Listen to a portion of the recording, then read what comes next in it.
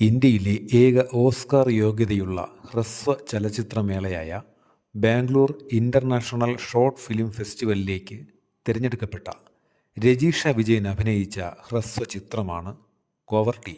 കോവർട്ടിയുടെ സംവിധായകനാണ് രോഹിൻ രവീന്ദ്രൻ നായർ.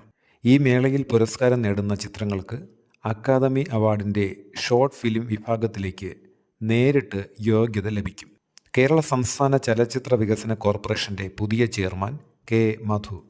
കേരള സംസ്ഥാന ചലച്ചിത്ര വികസന കോർപ്പറേഷൻ സ്ഥാപിച്ചത് 1975-ലാണ്.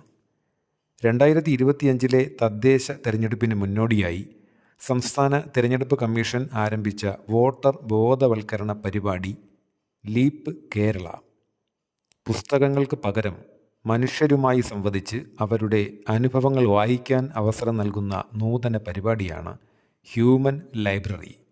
ഈ ആശയം ആദ്യമായി ആരംഭിച്ചത് 2000 ഡെൻമാർക്കിലെ കോപ്പൻഹേഗനിലാണ്.